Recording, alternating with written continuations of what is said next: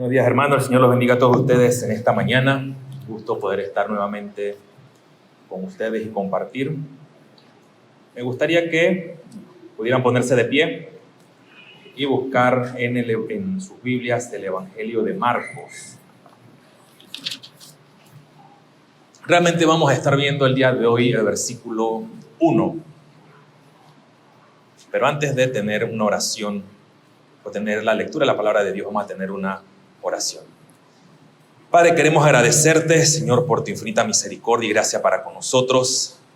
Padre, nos has permitido llegar aquí a tu iglesia, Señor, para poder alabar y glorificar tu nombre por medio de los cantos, Señor, por medio de la lectura de tu palabra, Señor, por medio de nuestras ofrendas, Padre, y también por medio de la lectura y exposición de tu palabra. Señor, primeramente reconocemos, Señor, que no podemos acercarnos a ti por nuestros propios medios, Señor, y que hay imperfecciones en este servicio, Padre, pero por medio de tu Hijo, Señor, a quien tú enviaste, Señor, nuestro único mediador entre Dios, Señor, entre tu propio Padre, Señor, tú, quien eres nuestro Dios, y nosotros podemos acercarnos a tu trono de gracia, Padre, y en este tiempo que tu palabra va a ser leída y expuesta, Señor, que tú nos des paz, nos des consuelo, Señor, nos des vida, Señor, y nos ayudes a poder ver tu palabra con claridad en esta mañana. Tu Espíritu Santo, Padre, usa tu palabra expuesta el día de hoy para nuestra edificación. Te pido bendición en este tiempo en nombre de Cristo Jesús. Amén. Hermanos, el Evangelio de Marcos, capítulo 1, versículo 1 nos dice lo siguiente. Dice así la palabra del Señor: principio del Evangelio de Jesucristo, Hijo de Dios. Que el Señor bendiga su santa palabra en esta mañana. Pueden tomar asiento, mis queridos hermanos.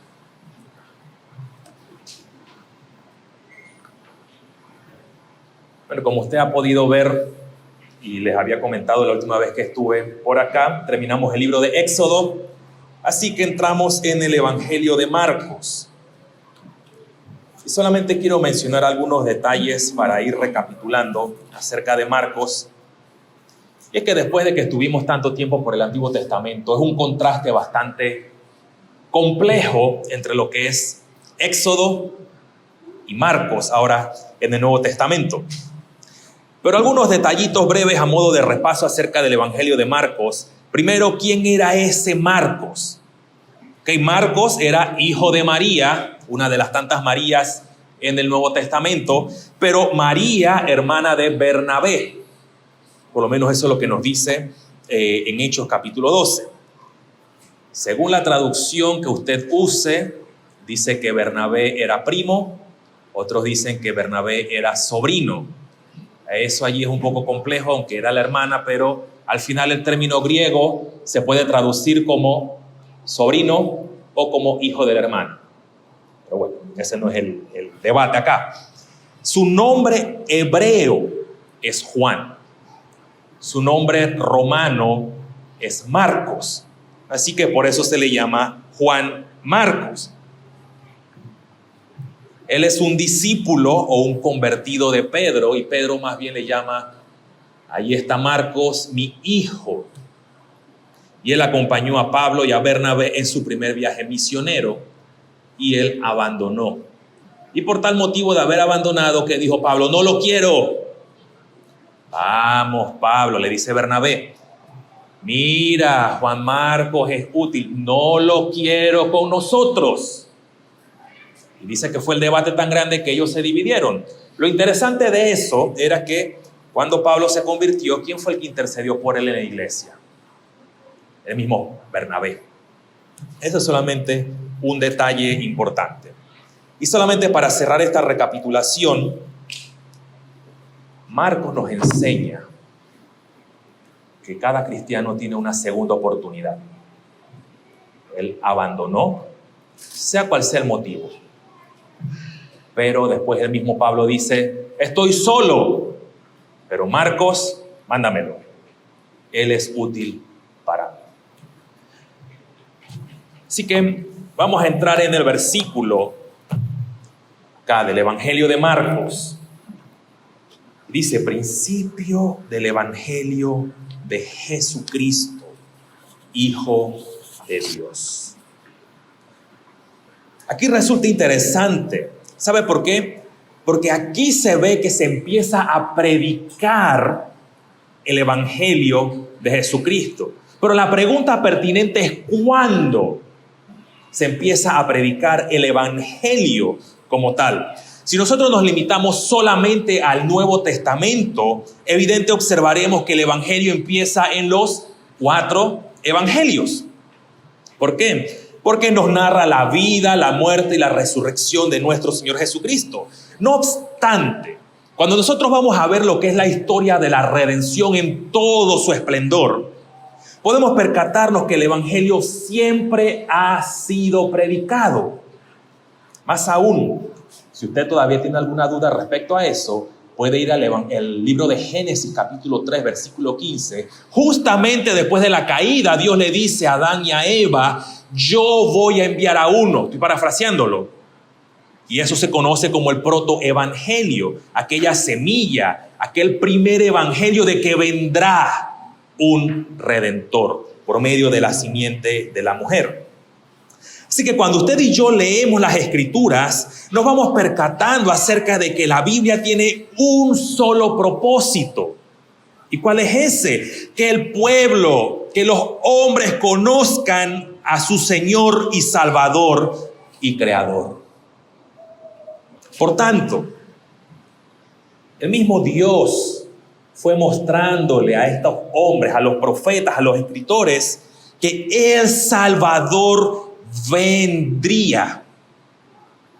Marcos va a citar a 2, a Isaías y a Malaquías, y va a hablar y va a anticipar de aquel mensaje. Bueno, las citas son para hablar acerca de Juan el Bautista, pero todo es parte de lo que es hablar de la narrativa acerca de nuestro Señor Jesucristo. Lo primero que usted puede notar, si tiene allí abierta su Biblia, ya sea digital o en papel, dice, principio del Evangelio de Jesucristo, Hijo de Dios. Usted no va a ver aquí que hay una genealogía. Es más, no era su intención escribir una genealogía. La semana pasada nosotros estuvimos viendo un poco acerca de introducción al libro de Mateo.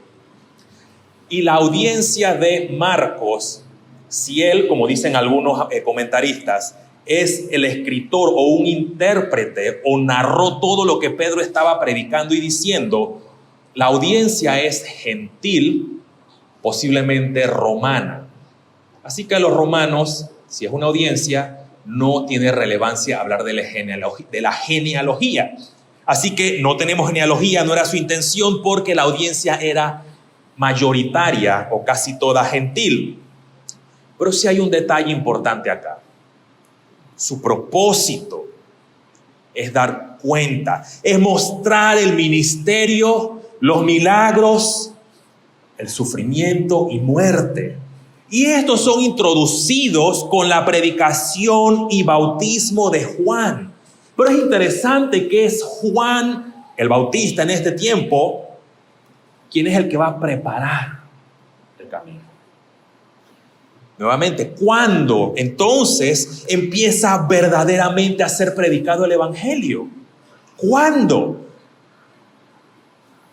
Nosotros vemos el Antiguo Testamento, como mencioné hace un rato, tenemos la antigua dispensación o el antiguo pacto o aquella dispensación legal en términos de John Hill, pero tenemos la nueva dispensación o el nuevo pacto, o como él le menciona también Hill, la dispensación evangélica del evangelio de Jesucristo.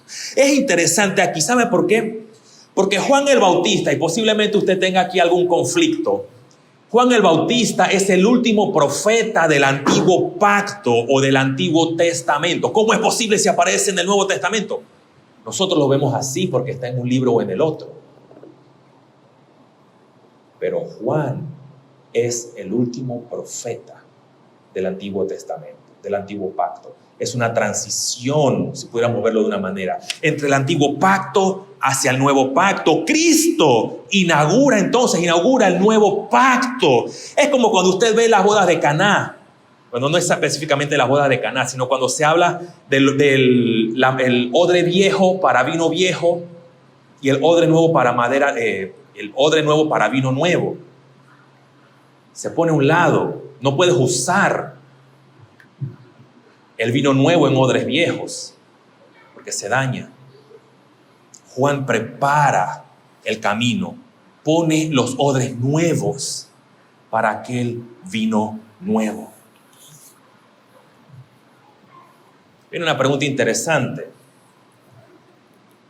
¿Qué significa el término evangelio? ¿Qué quiere decir aquí Marcos o todos los autores que usan el término evangelio? Es más, vamos a hacerlo más personal. ¿Cómo usted me define evangelio? ¿Qué diría usted que es evangelio? La palabra griega que se usa aquí es evangelion, una palabra compuesta, dos términos, eu o u, angelion. U o eu significa algo nuevo y angelion o angelo, que ya pudo deducir la palabra, ángel. La palabra ángel significa mensaje o mensajero. ¿Qué quiere decir entonces este nuevo mensaje? Esto aquí entonces lo que podríamos dar como una definición acerca de lo que es evangelio es aquel mensaje nuevo que ha sido dado a los hombres. Cristo Jesús, el Hijo de Dios, vino a esta tierra en cumplimiento del tiempo, nacido de mujer, nacido bajo la ley. Vivió una vida perfecta, murió y resucitó al tercer día. Y no se olvide que tendremos un futuro glorioso. Eso es el evangelio. Y usted lo puede ver resumido en 1 Corintios capítulo 15. No se omite el futuro glorioso. Nosotros a veces hablamos del evangelio acerca de la muerte de Cristo, pero no somos ninguno de nosotros romanistas. Cristo resucitó, ¿cierto? Pero no solo murió y resucitó, hay esperanza, pero siempre nos comemos la esperanza. De manera que entonces cuando usted y yo escuchemos esta palabra evangelio, debemos tener en cuenta que es toda la obra redentora de Dios hacia el hombre. Pero por otro lado, no piense que solamente por mencionar Jesús, como si fuera Jesús, ya está haciendo evangelismo. Todo hombre debe ser expuesto a las Escrituras y a lo que nos dicen acerca de Cristo. Y aquí considero pertinente mencionar lo siguiente. Cada vez que nosotros abrimos la Biblia, estamos abriendo el mensaje de salvación a los hombres. Tenga mucho cuidado de pensar que hoy día usted está escuchando una predicación, pero no está escuchando el evangelio. No sé si me explico. Dice, el día de hoy tú estás predicando, pero no estás predicando el evangelio. Eso sería errado. Realmente el evangelio es predicado cada vez que se habla acerca de nuestro amado Salvador. Eso sí.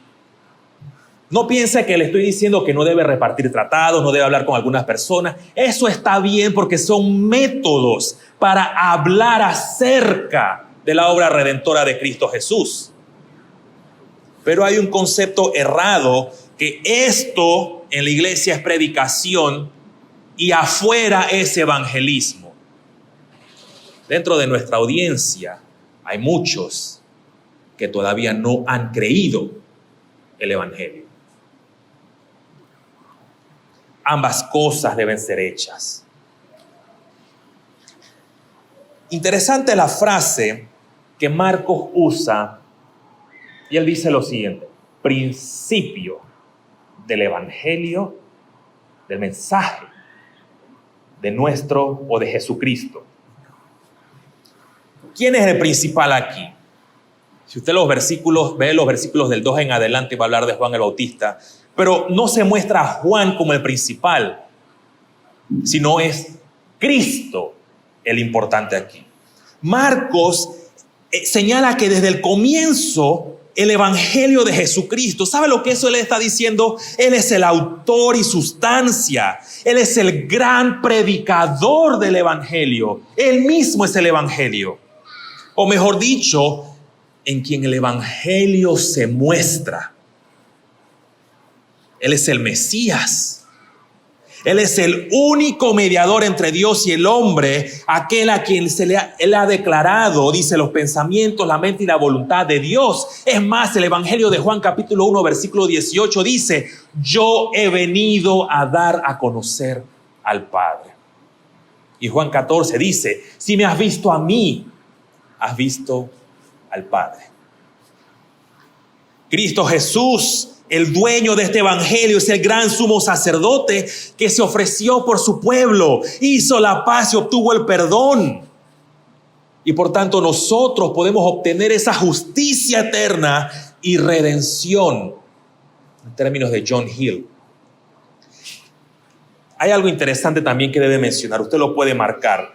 Principio del evangelio. Y dice, de Jesucristo. Ese de en el griego puede ser tomado de que pertenece o acerca de. Indistintamente de la manera que lo tome, hace un énfasis en que Jesucristo, el Hijo de Dios, es Dios también. Marcos está enfatizando y mostrando, Cristo es Dios. Él es igual al Padre en sustancia, poder y divinidad. Es lo que Marcos nos marca aquí. Si usted ve el Evangelio de Mateo y lo pone contrastado con el Evangelio de Marcos, hay dos cosas que usted va a poder ver. La primera es, Mateo empieza con genealogía. Marcos no lo hace. ¿Qué vemos entonces? Si Mateo muestra la genealogía, Mateo está mostrando la humanidad de Cristo. Marcos, ¿cómo empieza su evangelio? Hijo de Dios. Marcos está mostrando su divinidad. Mateo va a mencionar a Jesús como el Hijo de David. ¿Quién es el Hijo de David? Un hombre, su humanidad. Pero en Marcos nuevamente dice Hijo de Dios. Es el que es el dueño del evangelio. Hijo de David según la carne. Hijo de Dios según su divinidad. Dos naturalezas, no partidas ni divididas, como dice el credo de Calcedonia. Dice uno y el mismo Cristo, Hijo Señor unigénito, para ser reconocidos en dos naturalezas. ¿Y qué dice el credo? Lo leímos hace un rato. Cada una de las naturalezas dice preservada la propiedad de cada naturaleza y concurrentes en una persona, no partida ni dividida en dos. Y usted puede buscarlo con más detalle en el credo. El evangelio de Jesucristo es suyo, de Cristo. No solo porque es el autor, sino porque proviene de Él. Está sujeto a Él y es completo solo en Él, dice Matthew Henry. Pablo dice, un poco más de razonamiento teológico, en 1 Corintios capítulo 15, 14, que está hablando acerca de qué es el evangelio. Podemos deducir de lo que Pablo está diciendo. Si Cristo no es el fundamento de la fe, si Cristo no es el inicio de aquella fe cristiana, si no es el mensaje central, su obra no es el mensaje central, vana es nuestra fe, vacía. Por eso vemos el énfasis que hace Marcos. Hoy día es necesario recordar lo que Marcos aquí nos dice. Los cristianos de nuestra generación, tristemente, carecen de un conocimiento verdadero de quién es Dios y de Jesús. Es más, considero algo bastante preocupante. Y es algo que ya he venido viendo hace un buen rato y se lo he compartido a algunos de los muchachos. de los muchachos porque son menores que yo, son más jóvenes que yo. Por un lado, me alegra ver que el conocimiento bíblico y teológico ha ido aumentando en Latinoamérica. Eso por un lado es bueno. Eso ha ayudado a que muchas personas salgan del error en el cual se encontraban. Han vuelto a la verdad contenida en las Escrituras. Sin embargo,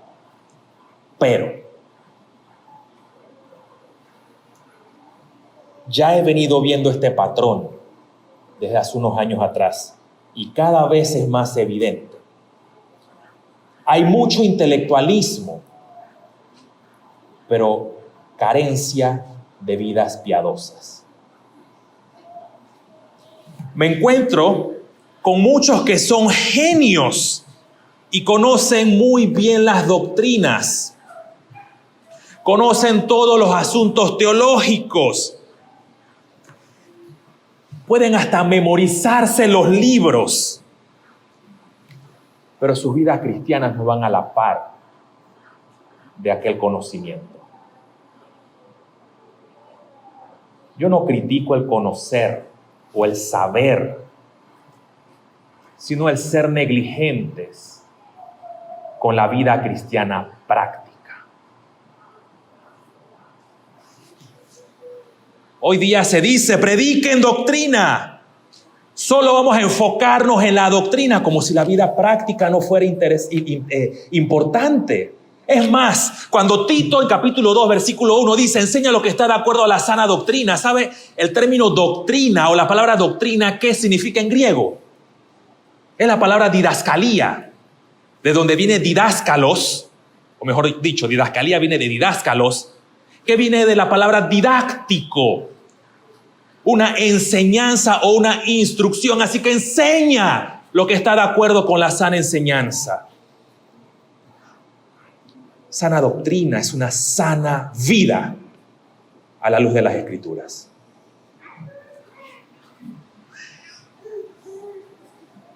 Se conocen conceptos teológicos profundos, pero sus vidas están sumergidas en la inmoralidad sexual,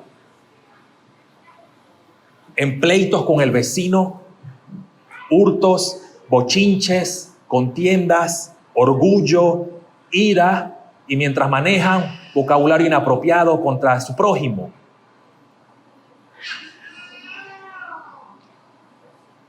Si usted buscara las estadísticas respecto a la inmoralidad sexual, se alarmaría. Yo lo busqué, se lo dijo para que usted lo busque. Pero la reforma está creciendo, pero las estadísticas van a la par.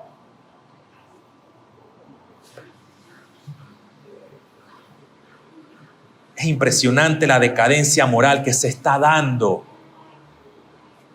Pero para algunos ministros, todo está bien. Conocen la sana doctrina, todo está bien. Eso no es el evangelio de Jesucristo. No es lo que está hablando Marcos aquí, mi querido hermano. Déjame compartirle algo que ya sucedió. Antes de eso, ¿sabe cuál es el verdadero asunto? ¿Sabe qué es lo que realmente está pasando aquí? El ser indolentes con nuestra vida cristiana pone en evidencia que hemos descuidado el evangelio de Jesucristo, del que Juan Marcos nos está hablando aquí. Este evangelion no es un asunto de terminologías bíblicas que me hace ver como un cristiano intelectual. Ahora sí, esto ya sucedió en la historia. Ha sucedido en varios momentos. Pero déjeme compartirle brevemente algo que sucedió en Escocia, con todo lo que es la controversia Marrow. ¿Sabe qué pasó? Los ministros estaban enamorados, estaban enganchados con la ilustración europea. Palabras bonitas, terminología bonita. Al final ellos quedaron teniendo su propia ilustración en Escocia, su propia corriente filosófica. Y eso se infiltró en la iglesia. ¿Y sabe qué estaban haciendo los ministros en la iglesia? Un sistema doctrinal muy florido, muy elaborado, pero carente de vida. ¿Acaso espera, mi querido hermano, eso mismo para esta iglesia? ¿No ve que vamos hacia el mismo camino? Es fácil tener conceptos correctos, pero altamente difícil vivir una vida cristiana correcta.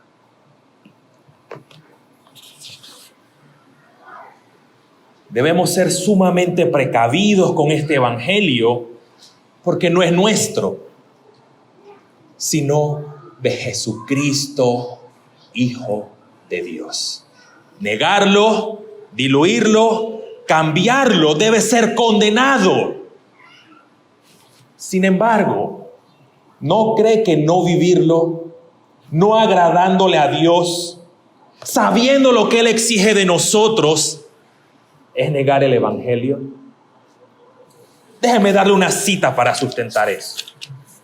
Primera de Corintios capítulo 9, versículo 27.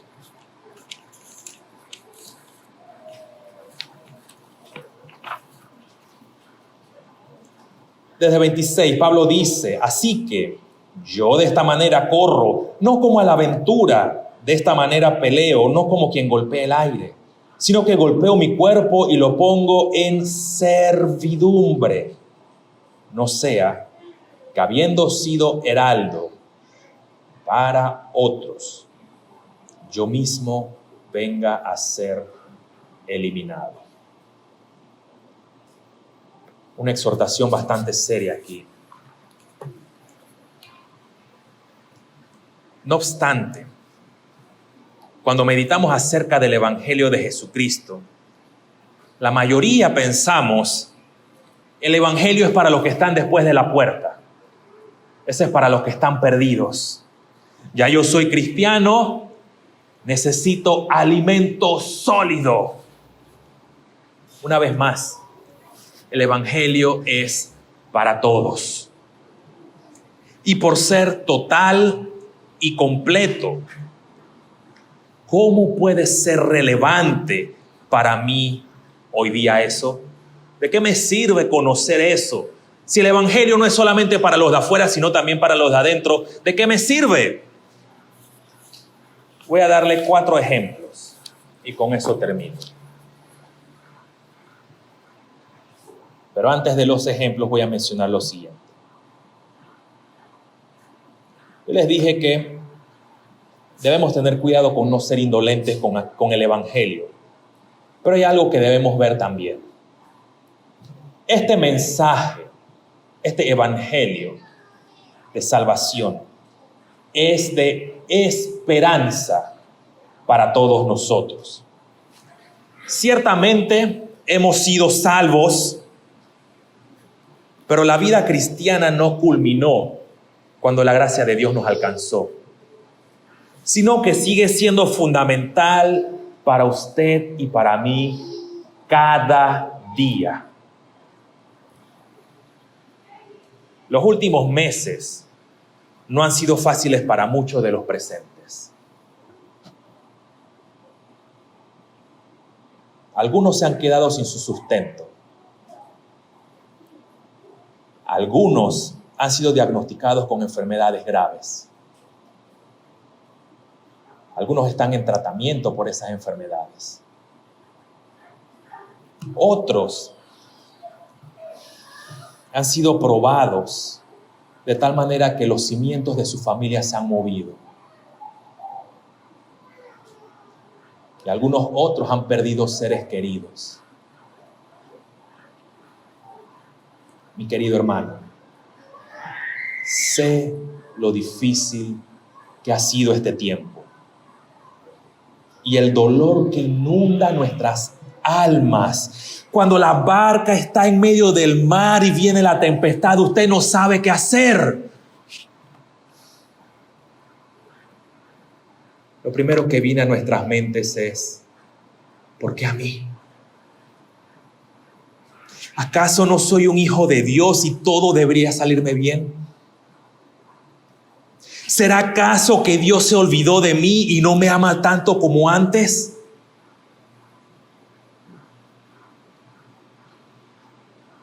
Esa es la primera reacción que tenemos al enfrentar las pruebas que nos azotan. Pero ahora sí les voy a dar esos 4 ejemplos de cómo el Evangelio de Jesucristo, Hijo de Dios, es un consuelo para nuestras vidas. Primer ejemplo, Job. Job perdió sus riquezas, perdió sus animales, perdió 10 hijos en un solo momento. Perdió su salud. Y en un momento dado cuestionó a Dios. Pero aún todo lo que he mencionado, en medio de las pruebas y la dificultad, Job 19, 25 al 27, nos dan unas palabras maravillosas de esperanza y de consuelo acerca del Evangelio de nuestro Señor Jesucristo. Job dice, recuerda lo que le mencioné, todo lo que perdió. Yo sé que mi Redentor vive y al fin se levantará sobre el polvo y después de deshecha esta mi piel, en mi carne he de ver a Dios, al cual veré por mí mismo y mis ojos lo verán y no otro, aunque mi corazón desfallece dentro de mí.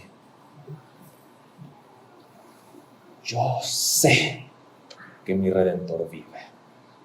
Él no dijo más nada. Él se apoyó en la esperanza del Evangelio de Jesucristo. A pesar de todo lo que él atravesó, no desvió su mirada de su Señor y Salvador. José, hijo de Jacob. Podemos ver la vida de José. Dicen el favorito de Jacob. Él recibió una educación, una enseñanza diferente que sus hermanos. Fue preparado por Jacob para un trabajo especial. Él recibió profecías, recibía sueños. Pero ¿qué pasó con sus hermanos? O mejor dicho, no qué pasó con sus hermanos. ¿Qué hicieron sus hermanos y le sucedió a José? Porque le tenían envidia, lo vendieron como esclavo. Y para ponerle una cereza al pastel de José, lo acusan falsamente y queda preso. Estuvo a punto de morir, pero bueno, lo mejor fue quedar preso por medio de una acusación falsa. ¿Qué dijo José cuando todo se aclaró? ¿Dónde estaba la esperanza de José en medio de la dificultad?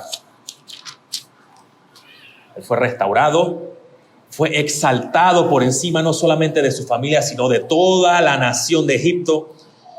Y él dice en Génesis 50:20 a sus hermanos, vosotros pensasteis mal contra mí, mas Dios lo encaminó a bien, para hacer lo que vemos hoy, para mantener en vida a mucho pueblo. Usted y yo no vamos a entender todos los propósitos de Dios. Y el propósito de Dios no es que usted lo entienda, ni que yo lo entienda. Lo que el Señor quiere es que sepamos que Él está allí en medio de cada adversidad y cada dificultad y tribulación y enfermedad. Eso es lo que hemos visto con Job y lo que hemos visto con José. El tercero, Pablo. ¿Quién era Pablo? Saulo de Tarso. Fariseo de fariseos, grandísimo, estudió bajo Gamaliel, parte del Sanedrín. Camino a Damasco, aparece una luz, se cae del caballo, queda ciego, va a Ananías, le restaura la vista. Y después de ser un perseguidor de la iglesia, ¿qué pasó con Saulo? Ahora es Pablo. Se convierte ahora en un seguidor de Cristo. Ahora, en vez de ser perseguidor, él es perseguido. En una ocasión es apedreado hasta la muerte. Él sufre naufragios, sufrió cárcel. Y en una de esas situaciones, acompáñame a 2 de Corintios,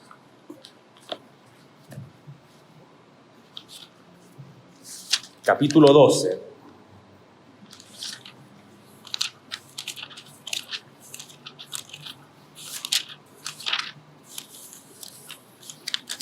Versículos del 6 al 10. Él dice: sin embargo, si quisiera gloriarme, no sería insensato, porque diría la verdad, pero lo dejo para que nadie piense de mí más de lo que en mí ve u oye de mí. Y para que la grandeza de las revelaciones no me exaltase desmedidamente, me fue dado un aguijón en mi carne, un mensajero de Satanás que me abofetee para que no me enaltezca sobremanera, respecto a lo cual 3 veces, dice Pablo, 3. Usted y yo vamos al Señor: Señor, quítame esto. Y ya de una vez decimos: es que no me escuchas, te olvidas de mí. Pablo dice: 3 veces le he rogado que me lo quite. Y versículo 9 dice: bástate mi gracia, porque mi poder se perfecciona en la debilidad. Por tanto, me gloriaré más bien en mis debilidades, para que repose sobre mí el poder de Cristo. Y aquí viene el consuelo que recibió Pablo cuando no le quitaron el aguijón de la carne. Dice: por lo cual, por amor a Cristo, me gozo en mis debilidades, en afrentas, en necesidades, en persecuciones, en angustia, porque cuando soy débil, entonces soy fuerte. Mi querido hermano, yo no apelo a que usted sea un llorón, pero no está mal que llore. Es que los hombres no lloran. Seguro. Pablo dice: me gozo en mis debilidades.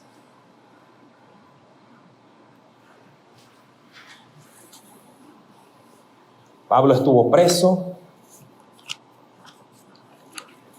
estuvo encerrado un buen tiempo, escribió unas cartas, una de las cartas. Pero allí, en medio de su encerramiento, él escribe a Timoteo, 2 Timoteo 4, versículos del 6 al 8. Y él empieza, si usted lee eso, ya un hombre mayor le va dando a Timoteo estas palabras, como un padre mayor a su hijo, dándole consejos, y le dice: esto es lo que debes hacer en la iglesia, no te olvides de estas cosas, no te olvides de estos detalles. Versículos 6 al 8 dice: ya yo estoy para ser sacrificado, y el tiempo de mi partida está cercano. He peleado la buena batalla, he acabado la carrera, he guardado la fe. Esas son sus palabras, mi querido hermano. Pablo no se le quitó el aguijón. Pablo aquí sabe que viene la espada, porque los ciudadanos romanos eran dignos de morir decapitados. Y él dice, con la esperanza puesta hacia adelante, o su mirada puesta en la esperanza futura: me está guardada la corona de justicia, la cual me dará el Señor, juez justo, en aquel día, no solo a mí, sino a usted que está aquí en la iglesia de Balboa, sino también a todos los que aman su venida. Hay esperanza en medio del dolor, mi querido hermano.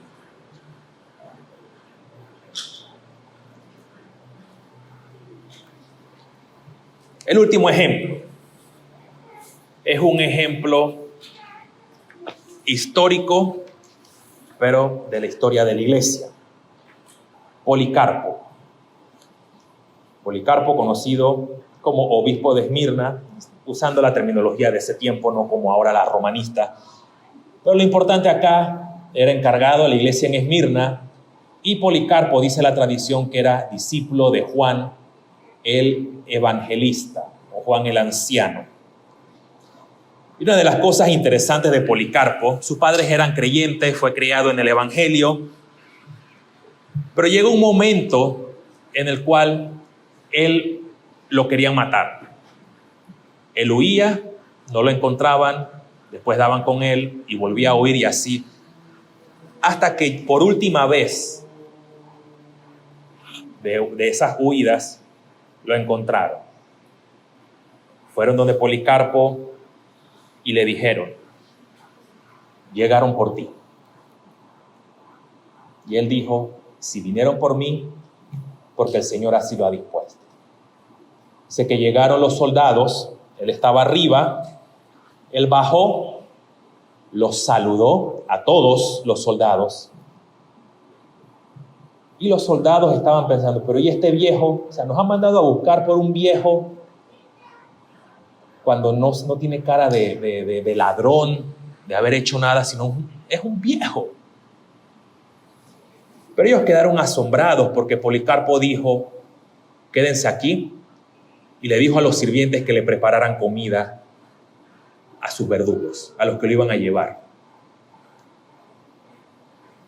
Cuando lo llevan entonces, lo llevan allá al anfiteatro, le estaban diciendo: mira, Policarpo, tú eres un hombre viejo, lo único que tienes que hacer es decir Kyrios César y salvas tu vida. No tienes que hacer más nada. El César es el Señor, o el César es Dios. Policarpo dijo: nunca voy a cumplir lo que me piden y aconsejan ustedes.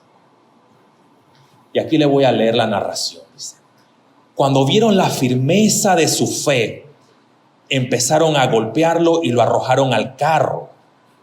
Al caer, el anciano se lastimó gravemente, pero levantándose, él mismo se entregó una y otra vez a los alguaciles y siguió caminando hacia el lugar de su muerte sin ninguna queja, aún con la pierna lastimada. Llega al anfiteatro, al Coliseo, donde lo iban a ejecutar.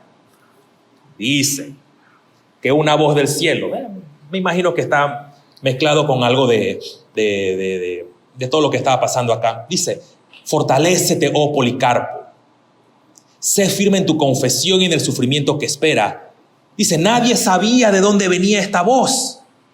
El punto acá es: muchos de los que estaban allí empezaron a escuchar como si fuera una gran bulla. Dice: pero esto fue suficiente y animó a Policarpo. Y una vez más le dijeron: mira, simplemente si no niegas a Cristo, te vamos a echar a la fosa de las fieras. Y él le dijo: no me importa. No me interesa eso. Él dijo: que vengan las fieras, porque no cambiaré mi fe. No es razonable cambiarnos del bien al mal por razones de las persecuciones. Mejor sería que los hacedores de maldad se convirtieran del mal al bien. Y dice: el gobernador le respondió a Policarpo: está bien, si no quieres negar tu fe y a las fieras no le tienes miedo, te vamos a quemar. Y una vez más Policarpo le dijo, y esto es lo que me encanta: usted me amenaza con el fuego que arderá tal vez 1 hora y luego se apagará. Pero usted no sabe de la llama del juicio de Dios que es preparada para el castigo y tormento eterno de los impíos. ¿Por qué te demoras? Le dijo Policarpo: traiga las fieras, traiga el fuego o traiga lo que sea. Ningún tormento me hará negar a Cristo, mi Señor y mi Salvador. Dice, al final, la gente ya se había cansado. Y dice: mátenlo. Así que sé que lo pusieron allí en la hoguera, lo amarraron, y cuando encendieron fuego, dice que el fuego aún ni siquiera lo quemaba. Y después un soldado agarró la espada o la lanza y le dio en el corazón, Dice que salió toda la sangre y aún apagó todo el fuego que estaba allí. Policarpo en una de esas cosas dijo: casi 80 años le he servido a él. ¿Por qué voy a negar a mi Señor? Estos son ejemplos que nos ayudan a recordar que el Evangelio de Jesucristo, sin importar lo que estemos atravesando, estos hombres pusieron su mirada en la esperanza gloriosa, en la esperanza futura de Jesucristo, quien nos había salvado.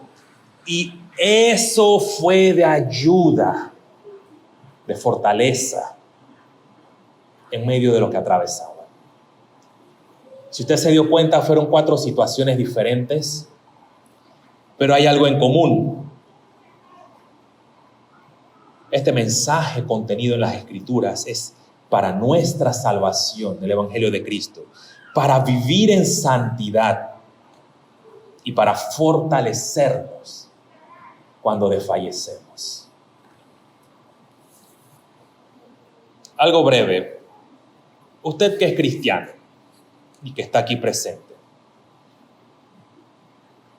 no se deje llevar por las concupiscencias de la carne, sino renovar nuestra mente. Como dice Efesios 4, del 17 al 32, dice: despojaos del viejo hombre, desechar todas aquellas cosas de la vieja naturaleza y vestirse del nuevo hombre. Y esto es una lucha de todos los días, mi querido hermano. Necesitamos la asistencia del Espíritu Santo para poder salir victoriosos. No es en nuestras fuerzas. Cuando usted vence el pecado, no es porque usted es un súper cristiano, sino porque es un súper pecador. Y el Espíritu Santo es quien nos asiste cada día. Así que no dejemos llevar nuestras pasiones. Pero por otro lado, usted que nos visita el día de hoy, o que todavía no ha creído en Cristo, todos los que estamos presentes y hemos depositado nuestra fe en Cristo Jesús, a pesar de nuestras lágrimas, tenemos esperanza. Pero usted que no ha creído, sus lágrimas van a quedar allí. No goza todavía los beneficios de ser parte del pueblo de Dios.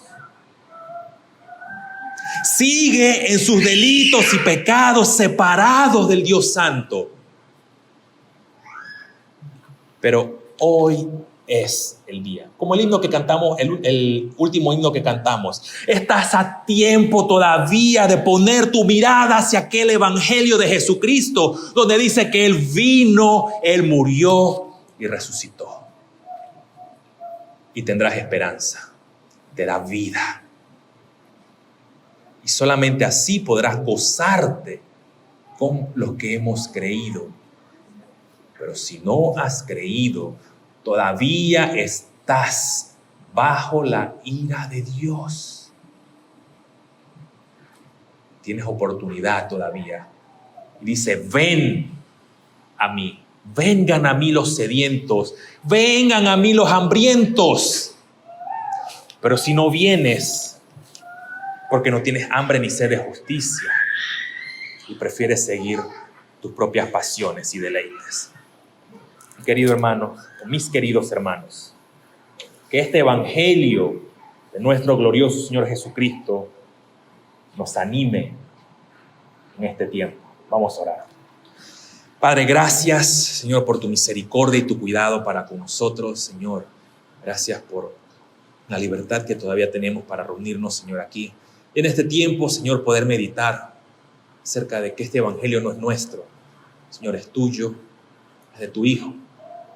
Padre, no solamente para darnos vida, sino para fortalecernos cada día, Padre, ayudarnos, Señor, también en medio de las dificultades, Señor, en medio de la lucha, Señor, que tenemos cada día con nuestra propia carne, y que nos dé esperanza también, que estaremos contigo en el cielo, Padre. Gracias por cada uno de mis hermanos presentes. Señor, fortalece a aquellos que están débiles. Señor, dale ánimos también a ellos y a los que están pasando tiempos de enfermedad. Señor, conforta sus corazones por medio de tu evangelio, Padre, de aquella esperanza que todos tenemos. Gracias, Señor, por todo. En nombre de Cristo Jesús. Amén.